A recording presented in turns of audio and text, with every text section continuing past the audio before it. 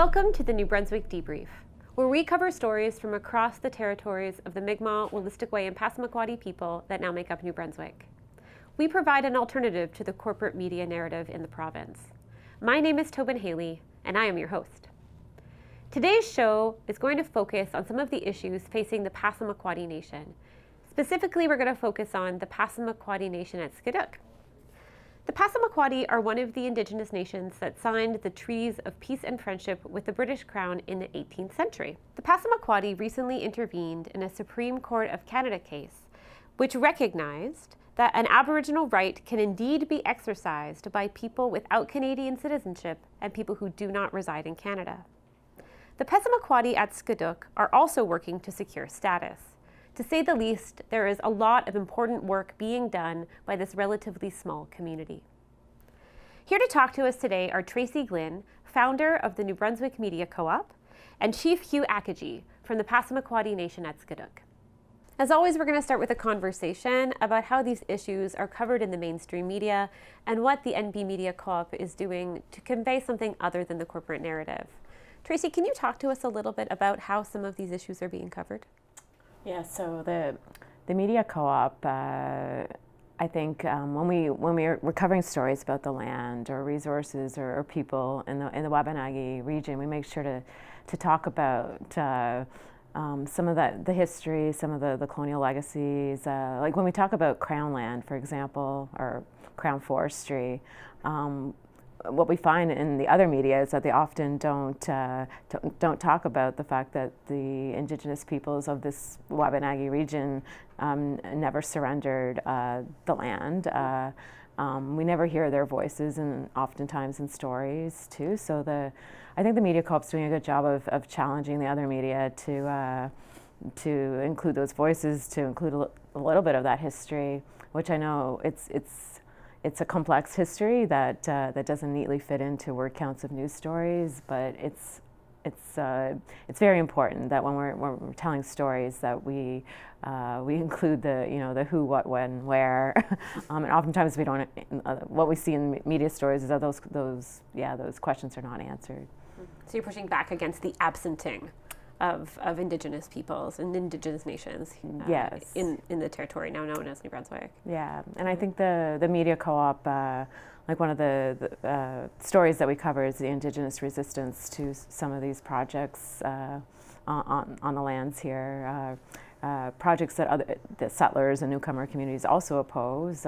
People want to protect their lands and waters, so we've covered the alliances between Indigenous land defenders and settler communities too, and also talk about treaties too, about how we are all treaty people. So oftentimes in the media, treaties get treated like they are the Indigenous people's treaties, when in fact we are all treaty people, and that's something that I think is important to state over and over again.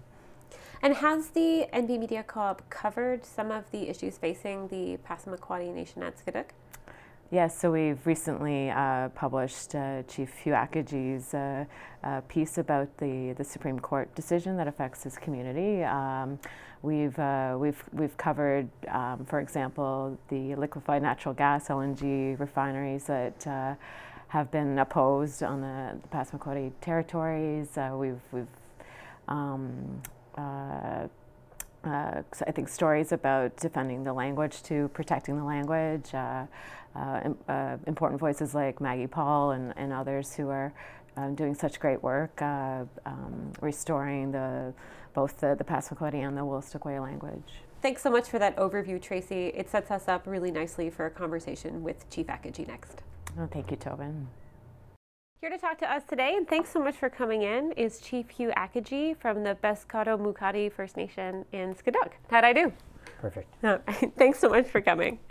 I'm just wondering, do you want to tell the viewers what it's been like for your nation to have a colonial border run through the middle of it during a pandemic?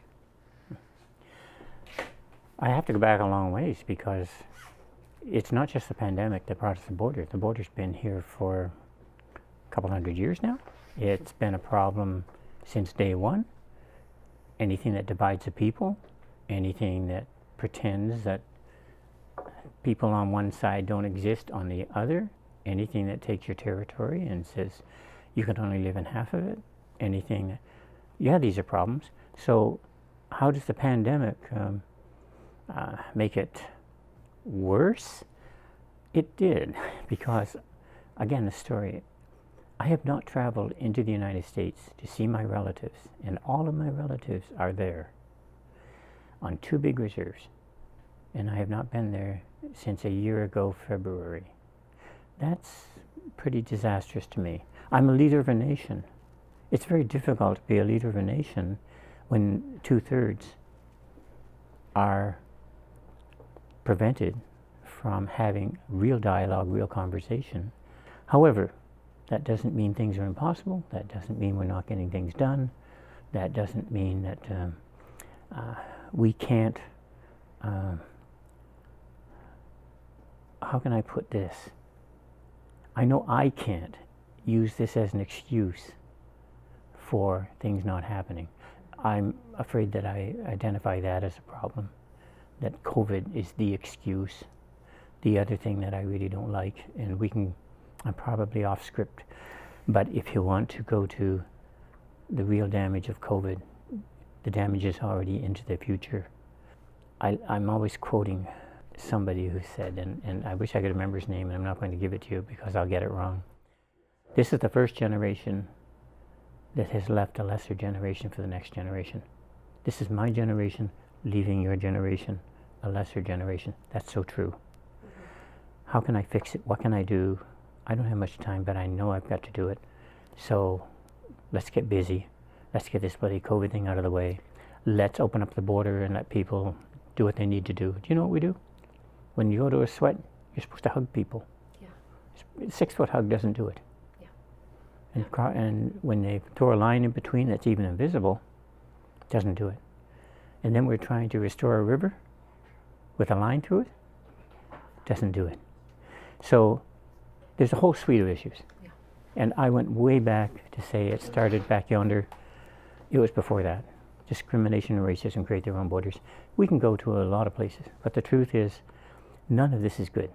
And just when you think you're getting somewhere and something like this throws you back, it's frustrating, because that we need to get things done. We need to make things better. I'm trying to restore a nation. It's pretty hard to restore a nation they tore apart when they're still tearing it apart. Yeah, I've got a lot of issues. Yeah. So, as I understand it, the Passamaquoddy in Maine have been federally recognized as a tribe. Yes. But in Canada, the nation citizens, to use your language, do not have First Nations status. The Passamaquoddy aren't recognized as the First Nations in Canada. Absolutely. Why is that? It goes back to an Indian agent who was supposed to travel from Fredericton and take a census of our people when they did it for the Maliseets and they did it for the Mi'kmaq. This goes back to 1951. If you look at all the maps in Canada, you'll see that they definitely have native indigenous territories, but there's always been this blank south of the St. John River. I'm going to call it the Woolastook from now on because that's the real name. And the St. Croix, which is the boundary, and our Scoodic River, by the way. So how is it that indigenous people lived in all these places, but no Indians lived here? Well, that's one of those questions. Remember I said I had to ask questions in order to learn who I was and learn about my people? This was one of those questions. How is it that there are no Indians here? Oh, by the way, as soon as you cross the border, you start to see Indians. And I said that properly. We weren't being seen. When you cross the border and people say, oh, there are Indians over there, why aren't there any Indians over here? It's because their vision depended upon their mind, and their mind depended upon what they were being told, and that is that there are no Indians in this territory. So 1951, they left us south of Lifts. 1951, we disappeared. as a tribe, as a people, as a First Nation. I don't think the First Nation wasn't on the books then anyway. So when it comes to recognition, we have always been here. We've always been a people. We've always been in our territory. But Canada failed its obligation when it came to registering us as Indigenous peoples. So you can call it a mistake.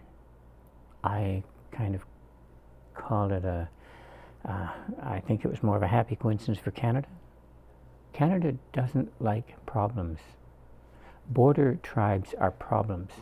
I have actually been told we've got enough problems with the Mohawk up around Akwesasne and Cornwall and all these places. We don't need another problem. They saw us as a problem because we are Indigenous people to a territory that spans a border. And their solution is to basically ignore you. But it's not just ignoring us so that we can still be Indigenous peoples in our territory. It became a free-for-all for people to take our territory, take our resources. I hate that word, resources. We'll come back to that. Yes. So we were abused. The territory was abused. I'm using proper language here. And this is where the impact of Canada's mistake was totally disastrous to us as a people. So I'm not even sure if I answered your question, but the truth is, it goes back to 1951. It goes back to an Indian agent that said it was too cold to travel down to St. Andrews at the time, and being left off the Canadian census of Indigenous peoples. Yeah. Did that answer your question? It did. So what I'm hearing is that it's a story of erasure. Yeah, they can just use an eraser and somebody disappears. Yeah. It's way too convenient. Sorry. No, it's that story. It does answer my question, which is why? Why are the Passamaquoddy not being recognized in this space when literally across the river? That's right. Yeah. Yeah. And so, why? There's a lot of conversation going on in the news right now about the work that your community is doing to have First Nation status recognized, sort of be finally counted, as you've using sort of harkening back to that story that you told. Why is that so important? Can you explain to the viewers? It's getting a lot of attention because of what they call the Desautels Supreme Court decision in BC. With that decision, governments have been brought to task, if you will, for basically trying to destroy the rights of an Indigenous person, or deny the rights of an Indigenous person to cross the border, do what was traditionally acceptable, but because today they have so much power, authority, they could enact or probably interpret through their legislation that he's a criminal. And the Supreme Court came down and said, no, he's not a criminal because he has rights. So I'm going to back up. I didn't start in the right place for you. No, please. It's got to go like this. I think a lot of people probably don't know about the case. I think a lot of them don't understand. It's been important to Indigenous peoples, but a lot of Indigenous peoples don't know about the case. Lawyers have been studying it and watching very intently, and the Government of Canada and the province, of course. So, and myself, because we are an Indigenous tribe that's straddled by the border. When you opened up that. And there's a lot of similarities between the two, right? Like, as I understand it, and I'm probably going to get the pronunciation wrong, but the Sinixt community, the Sinixt Nation, was said to not exist in British Columbia anymore, right? Similar to the way that the Passamaquoddy were not counted. That's right. Right. So it's not just border town. There's other similarities around those erasings of the community, right? There is more, of course. There's always more. So the hunter that came into Canada, he did it legally. He hunts, I believe it was an elk, elk caribou, I think it's an elk, for an elder. This was all done respectfully, and he was charged because he turned himself in. I hunted an elk, but I did it traditionally, and they said you can't do that because your tribe doesn't exist, etc. So he goes back. Well, here is this individual who believes he is exercising a right. Now, it's important that we understand which rights he's exercising, because the Supreme Court, Canada, they're very careful of the language they're using. This is an Aboriginal right. This is constitutional. So that's the right they want in the courtroom, and I'm not even sure about whether or not he applied the constitutional right because he's not a Canadian citizen, but the right that he exercised is protected under the Constitution, so I'll say it that way. However, there are a lot of other rights that kick in. Inherent right, Indigenous right, and a big one, treaty right. Well, he didn't have a treaty right. That's a big difference between what happened out west and what happens here. We are signatory to the pre-Confederation treaties. Our rights supersede Canada. So when Canada says we don't exist, they have a problem. Our rights existed before Canada, and they were recognized by Britain, and Canada took those rights on. So for them to say we don't exist, it's a big problem. Meanwhile, back to the ranch, we have somebody hunting an elk, done respectfully. So the Supreme Court, they do their thing. I think the BC court even came down on his side, which is pretty impressive. Most provincial courts don't do that. What we have now is something being appealed up the system. It gets to the Supreme Court. The Supreme Court says, yeah, we looked at it. He has a right. And in their explanation of the right, it's beneficial to us because we've been saying all along that we are one people, that the border is not our issue, that we are not divided, and that Canada has to talk to all of us. And again, it's another thing where I have to be very careful in how we talk about it and how we explain these things, because we talk about the rights of the individual. We talk about communal rights. We talk about who possesses the right, but also who administers the right. So what we need to avoid is a free-for-all. I don't want people misunderstanding the fact that we have rights as individuals. Every Native citizen has that right. But to exercise that right, if every individual goes out and harvests a moose, this is the problem. So it needs to be exercised properly. We need to have our own set of rules and regulations. We say that we need our own Peskotomuhkati rules and regulations of how we used to harvest, because when we harvested, we didn't over-harvest and we didn't deplete. That's a big difference. So let's get back to BC. Let's say, okay,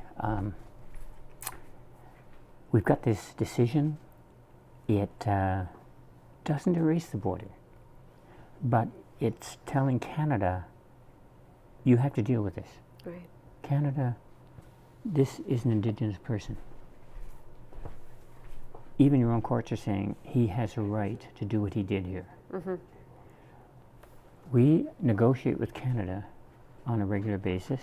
One of the big difficulties is when it gets to discussions about citizenship, who's a member of the tribe, nationhood, quite often they will say, we have to see what happens with Desertel.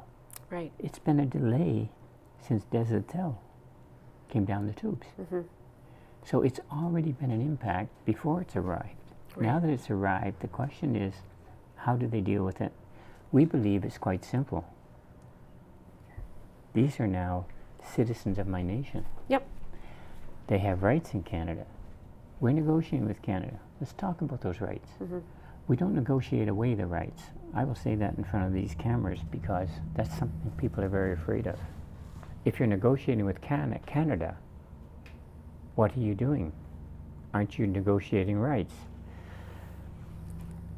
The negotiation has to be about the application, the implementation, not the right. I will not compromise. I will not sell out. There is no price on my treaty right. And that's a big difference between here and there. Right. He didn't have a treaty. Right. We have everything he had, everything, plus. So we think Canada should get busy. Canada should start to say, okay, we've abused these people long enough. We've abused the territory long enough. We denied them all of this. And yes, it's nice to say that the Supreme Court recognizes us. Why do we need a Supreme Court to tell us when we need to do the right thing? Right. Yeah. Where does that come from? That's not in my books. They needed to do this long ago. If we go back to the theft, if we go back to the thief, if we go back to the word stolen, now we're right in Canada's main office in Ottawa saying, excuse me, I think the Supreme Court just said you stole from us. So when people say that we're getting a handout, when people say that natives get everything for nothing, the wealth of this nation is founded on the poverty of my people. Right. They need to understand that. We are the richest poor people in the world. They are benefactor. They are dealing with stolen goods. Can we talk about the crime? Can we talk about real solutions? Because if we could do that, then we would have a better world today. Less conflict. There'd be a lot less racism in it. There'd be discrimination's different, but it's there. I can actually apply discrimination to my whole territory. But we're not getting these things fixed. They're still pretending it's a question. This is not a question. Right. This is not a solution.